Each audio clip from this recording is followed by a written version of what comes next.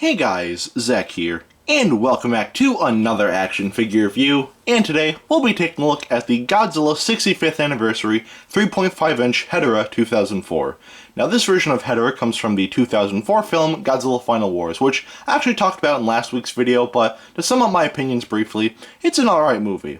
It's not as good as I remember. It actually used to be my favorite Godzilla movie of all time at one point, but looking at it now, it's not really as good as I remember, so yeah.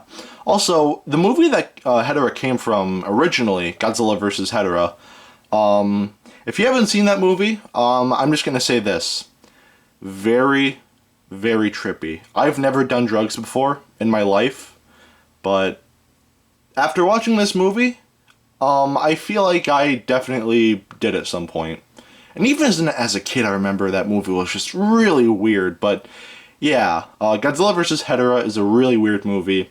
And honestly, this is kind of a tangent, but I think it's kind of weird that they went for this version of Hedorah. Not the Showa Hedorah they didn't go for, instead they went for the Final Wars Hedorah, which I don't like. Hedorah, like, he wasn't even in the movie that much. He was only in it for like a few seconds and then he just died. So, yeah.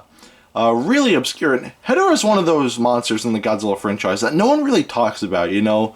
Like, let's say you're talking with your friends, oh, you know, I think Godzilla's the coolest. Oh, well, I'm actually a big fan of King Ghidorah. I mean, and Gyros is really cool, too. And then, like, no one really brings up Hedorah. He's like, Hedorah's like that monster that no one really brings up often. And to be honest, I can kind of see why. He's just a big pollution monster, so, yeah. I'm not the biggest fan of Hedorah, to be honest, but anyway, I'm getting off topic here. Let's just get into this. So, taking a look at the painting on this figure. The painting on this figure is not bad. A little lacking, but not bad. So, most of the body is a grayish color, which actually does look very disgusting, which is what they were trying to go for. And in that, you know, in that case, it looks very nice. We do have some metallic pinks and grays throughout the front of the body here, which actually does look very nice. His fingertips, he doesn't really have fingernails, but his fingertips and this bit of slime dripping from his hand, that's painted in kind of like a metallic reddish color. Unfortunately, there's no painting on the back, it's just gray, which is a little disappointing, but yeah. Anyway, going to the eyes here, we can see that the eyes are painted red with yellow pupils, and they're actually painted very cleanly, so yeah. And that's pretty much it for the painting on this figure. And the painting on this figure, a little lacking. It would have been nice if there was more of that metallic paint scheme going on the back here, but for the most part, the painting on the front of the body looks very nice. So I'd say the painting on this figure, I'd say gets 3/4 of a pass. Again, I feel like more of that metallic painting on the back would have been a little nicer, but, you know, I'm still fine with the paint here, so yeah, 3/4 of a pass I feel like is fair.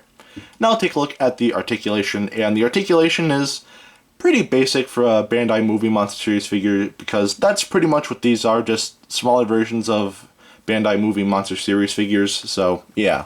Anyway, the arms can move 360, and the tail can twist 360 as well. Unfortunately, there is no articulation in the legs, and there is a seam in the head here, but the head doesn't really turn either, so yeah.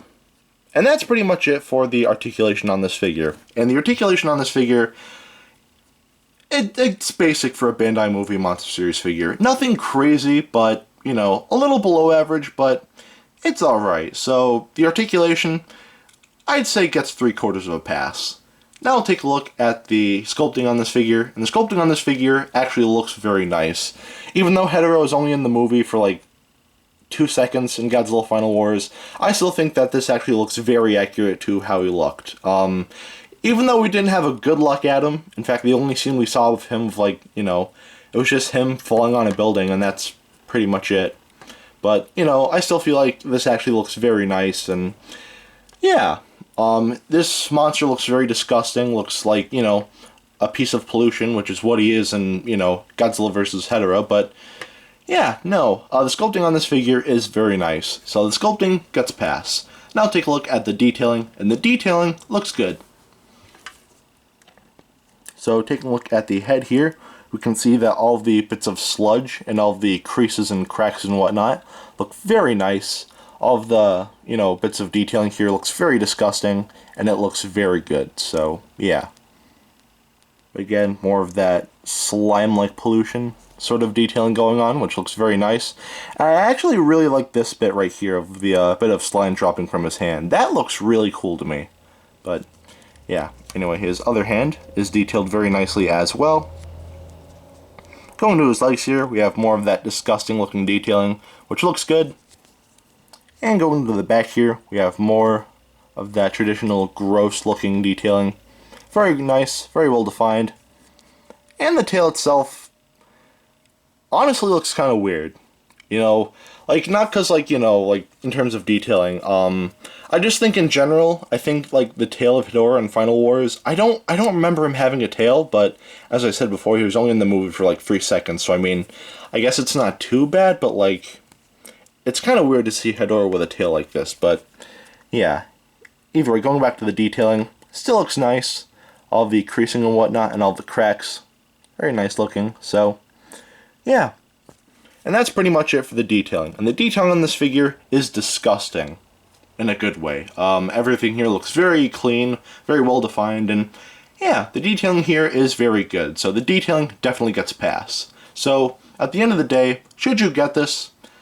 Just like with Rodan, this is honestly not a bad figure whatsoever. It's not perfect, but considering that this is just like a small 3-inch little figure, it's not bad whatsoever. So if you see this in a Walgreens, then I'd say definitely pick it up, because this figure is honestly not bad whatsoever.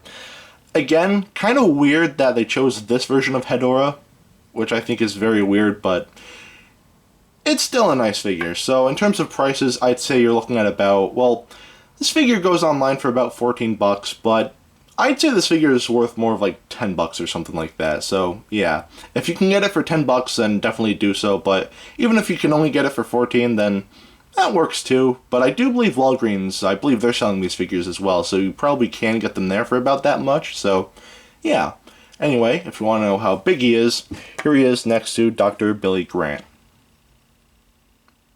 Alright, now that is it for today. Have a great rest of your week, and I will see you in the next video. Peace, Zek out.